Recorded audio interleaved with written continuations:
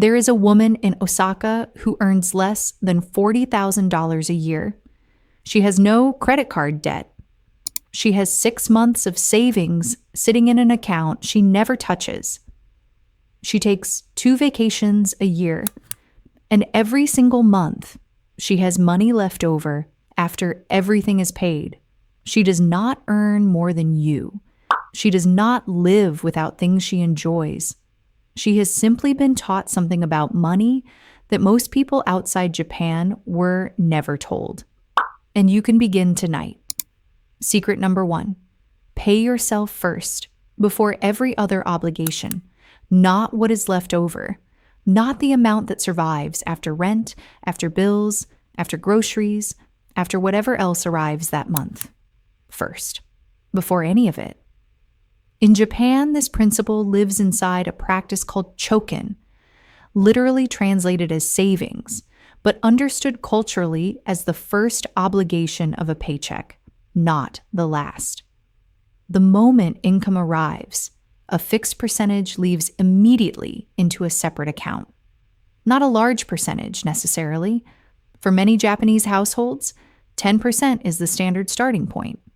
But the key is not the percentage.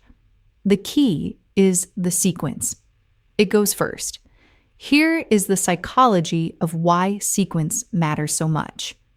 Behavioral economists, including research teams at the University of Chicago and Princeton's Behavioral Finance Lab, have documented a consistent pattern across decades of study. People save what is left after spending, and what is left is almost always very little, because spending expands to fill available money regardless of income level. A person earning $30,000 a year and a person earning $90,000 a year both report with almost equal frequency that there is never quite enough left at the end of the month. This is not a coincidence. It is the predictable result of saving last instead of first. The fix is not to control spending more tightly. The fix is to remove the money before spending has a chance to find it. Slow down here. Let this land. If 10% of your income is gone before you see it, your spending adjusts around a smaller total. Not painfully, gradually, almost without effort, because the brain does not mourn money it never touches.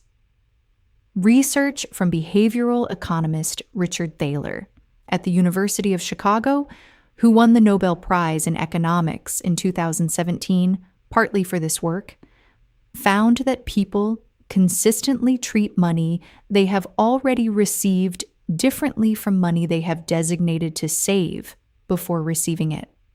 Once money is in the spending account, it is mentally already spent. Money designated before arrival is mentally already gone. The brain adapts to what it has access to, not to what theoretically exists. Japan built an entire cultural practice around this single finding, decades before the research gave it a name. Tonight, decide your percentage. It does not have to be 10%. It can be 3%. It can be 1%. The number matters far less than the mechanism. Set up an automatic transfer that moves that amount on the exact day your income arrives, not a day later, not when you remember, the same day, before anything else, and do not touch that account. That is secret number 1. And if you only take one thing from this entire video, take that one, because it works before you change anything else, before you earn more, before you fix anything. It works right now as you are, with exactly what you currently have. But stay with me, because secret number 4 is the one that most people in other countries have never once been taught. It takes 10 minutes a week, and financial psychologists who have studied it consistently find it produces measurable changes in spending behavior within the first month. Not the first year. The first month. Secret number 2, the Kakeibo, and why writing it by hand changes everything. In Japan, there is a household financial system called Kakeibo. It was first developed in 1904 by Hani Motoko, Japan's first female journalist, specifically to help women manage household finances with clarity and intention. Over 120 years later, it is still used in millions of Japanese households today. The name translates as household finance ledger, and the method is almost stubbornly simple. At the beginning of each month, you write down how much money you have coming in. Then you write your fixed costs: rent, utilities, insurance, anything that does not change month to month. What remains is what you have to work with across 4 categories: needs, wants, culture and education, and unexpected costs. At the end of each month, you answer 4 questions by hand. How much money did you have? How much did you spend? How much did you save? And what could you do differently next month? The writing by hand is not a stylistic preference. It is the mechanism that makes the system work.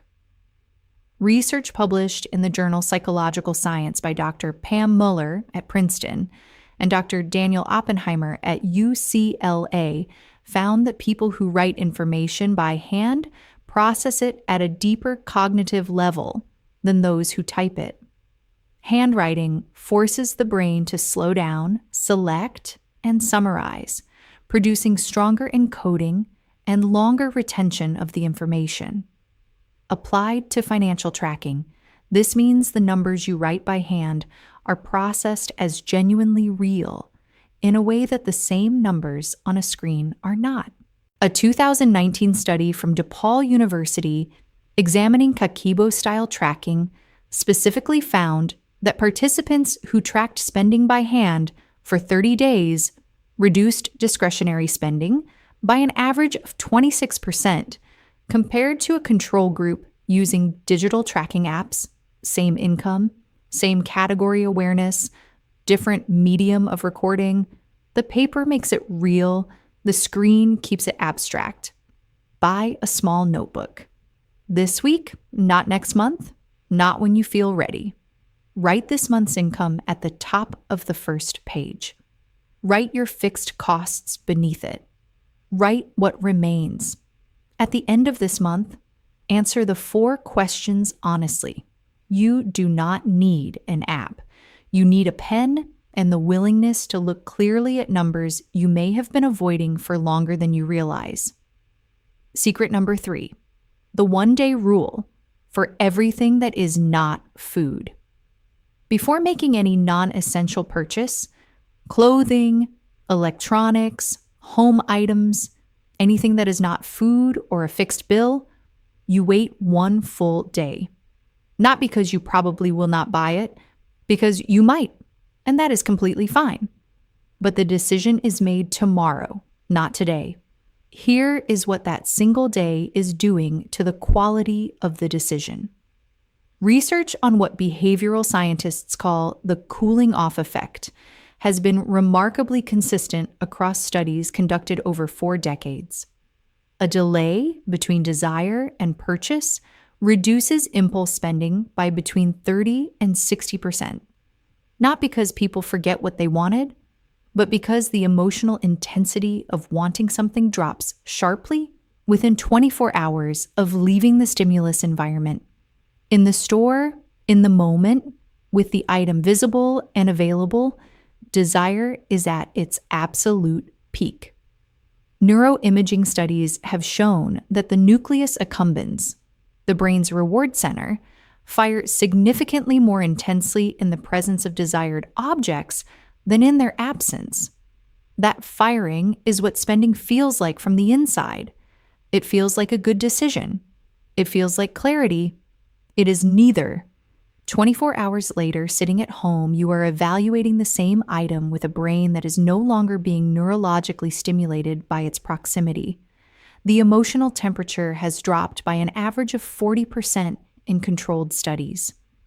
The evaluation is cleaner, more honest, more aligned with what you actually value rather than what the environment was telling you to value in that moment. In Japan, this connects to something culturally older than personal finance. The understanding that a purchase made in a moment of elevated desire is almost always a purchase made for the feeling the item promises, not for the item itself. And feelings pass. Items remain. And the money spent on them does not return. When you want to buy something that is not essential, put it in a cart, a wish list, or simply take a photograph of it on your phone. Wait one day. If you still want it tomorrow with the same conviction, buy it. You will find, more often than not, that the conviction has quietly dissolved, and what you feel in that moment is not deprivation.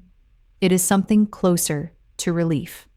Now, secret number 4, the one I promised, the one that takes 10 minutes a week and produces measurable change within the first month. Secret number 4, the weekly money date. Once a week for 10 minutes, you sit with your finances. Not to fix anything, not to solve anything, not to plan or restructure or reorganize, just to look. What came in this week? What went out? What category most of it went to? No judgment, no action required. Just 10 minutes of clear, calm observation.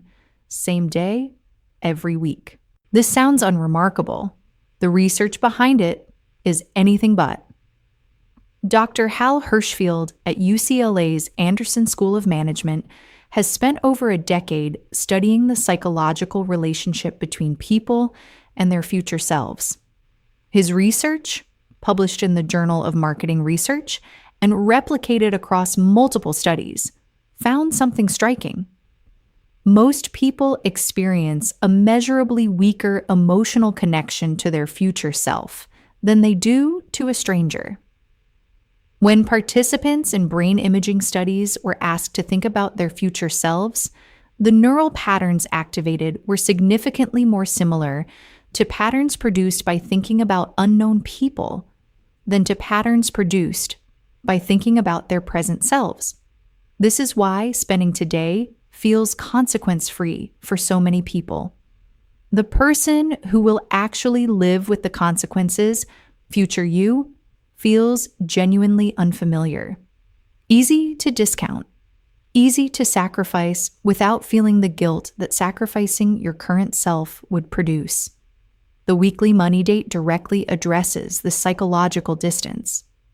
When you look at your finances every single week without exception, the gap between present behavior and future consequence becomes visible, consistent, and real.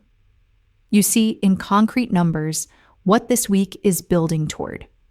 You develop a relationship with future you that most financial systems never create, not through motivation or discipline, but through the simple regularity of looking. In Japan, this quality of regular, light attention is consistent with a broader cultural value that runs through everything from garden maintenance to tool care to cooking. The things worth having do not respond to periodic dramatic intervention. They respond to consistent, small acts of attention, not annual financial reviews, not monthly panics. Weekly attention, light and regular, the way you water a plant rather than flooding it once and forgetting it for weeks. Pick one day this week. Set a 10-minute timer. Open whatever you use to see your money.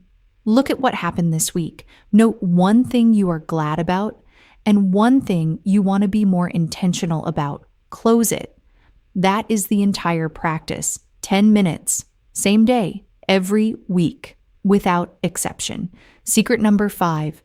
The envelope principle, Japan's version.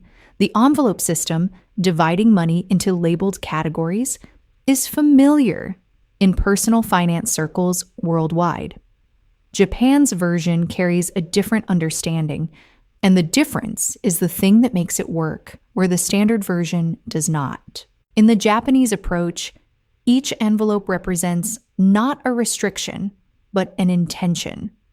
It is not a ceiling you bump against reluctantly at the end of a frustrated month. It is the amount you decided, in advance, in a calm and clear-headed moment, that this category of your life is worth to you. Groceries, transport, social spending, personal enjoyment, each receives a deliberate allocation, decided before the month begins, before the restaurant looks appealing, before the sale appears online at midnight, before any of the conditions that make spending easy and regret common are present. When an envelope is empty, that category is finished for the month. Not with guilt, not with shame, simply finished. You have already spent exactly what you decided in your clearest and most intentional moment that category was worth, and that decision was made by the version of you who was thinking most clearly, not the version standing in front of a display or scrolling through a cart at 11 at night. The financial psychology here is well documented.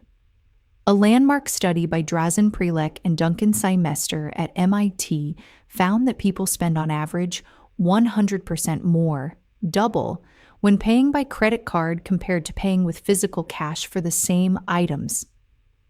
The pain of parting with physical money, which neuroscience identifies as activating the same pain-processing regions of the brain as physical discomfort, is immediate and visceral when money is handled directly. A card swipe produces almost no corresponding felt response. The money does not feel real until it has already been spent, which is precisely one payment cycle too late. The envelope approach recreates the realness of money before the decision rather than after it. It makes the finite nature of each category visible, present, and felt at the moment that matters. Not the moment of regret, but the moment of choice. You do not need physical cash. You need each category's monthly allocation to be visible, finite, and decided in advance. A labeled section in your Kakeibo notebook, a separate account per category or actual envelopes, the form matters significantly less than the intention decided before the desire is present to compete with it. Secret number 6. The one question Japan asks before every purchase. The final secret is the one that produces the most change over the longest time horizon, and it is the simplest to describe. Before buying anything new, you ask one honest question. Do I already have something that does this job? Not perfectly, not ideally, just adequately. In Japan, there is a deeply held and culturally embedded relationship with objects and with what is already owned, rooted in the philosophy of mottainai, the near sorrowful recognition that something of value is being wasted. The waste Japan's culture resists is not only the waste of objects, it is the waste of potential. The potential of money that could have remained, could have grown, could have become something meaningful, spent instead on a newer version of something that was not yet finished, giving what it had to give.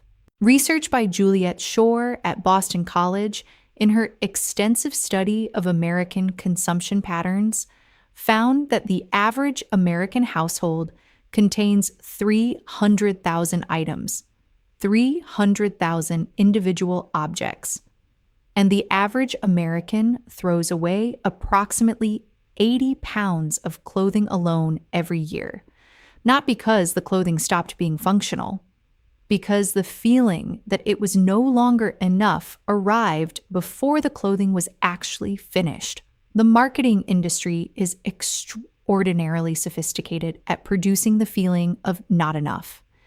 It spends approximately $800 billion globally every year doing exactly that. The feeling that what you currently own is slightly inadequate, slightly behind, slightly less than what the moment deserves. This feeling is not accidental. It is the primary product that the consumer economy manufactures. Everything else is secondary. The one question, do I already have something that does this job, creates one moment of genuine self-evaluation between the manufactured feeling and the decision that spends your real money. It is not a refusal to buy new things. It is not austerity or deprivation or self-punishment. It is the one breath of space between a feeling built by an $800 billion industry and a choice made by you. Before every non-essential purchase, ask it once. Honestly, do I already have something that does this? If the answer is yes, and most of the time when asked clearly and honestly it is, use that. If the answer is genuinely no, buy with full clarity and no regret. Clarity feels completely different from impulse. You will learn to tell them apart very quickly. And the money that stays in your account as a result of that difference will compound into something you can feel. Here is everything in one breath. Pay yourself first on the day income arrives before anything else has a claim on it. Track the month by hand in a small notebook and answer 4 honest questions when it ends. Wait 1 full day before buying anything that is not food or a fixed bill. Sit with your finances for 10 minutes every week. Same day, no judgment, just observation. Decide each spending category's monthly limit in advance when you are calm and the desire is not yet present to cloud the decision. And before every non-essential purchase, ask honestly and without defensiveness whether you already own something that does the job. 6 secrets. None requiring an app. None requiring a higher income. None requiring a stricter or more disciplined version of yourself than the one reading this right now. They require one thing only: the decision made in advance, in a quiet moment, when the desire is not yet present, about what future you deserves from the money that passes through your hands today. The woman in Osaka is not extraordinary. She did not inherit wealth. She did not avoid hardship. She did not choose a smaller or quieter life than yours. She simply learned at some point that the best financial decisions are made before the temptation arrives, in the quiet of a Sunday morning with a small notebook and 10 minutes. Not at the checkout, not in the store, not in the moment when wanting is at its loudest. In that quiet moment, future her and present her are both in the room. And present her makes decisions that future her is genuinely grateful for. That is the entire secret, all 6 of them in one sentence. Before you go, one question. Of these 6 secrets, which one are you farthest from right now? Not the hardest one in theory. The one that, if you are completely honest, your current daily life looks the least like. Tell me the number in the comments. 1 through 6. And if you want, tell me why that one specifically. Because naming it out loud is the first move, and reading someone else's honest answer might be exactly what another person watching this needed to see to take theirs. If this shifted something in the way you think about money tonight, share it with one person in your life who works hard and still feels like there is never quite enough left over at the end of the month. They are 6 secrets away from a different answer to that feeling. Take care of yourselves, and I will see you in the next one.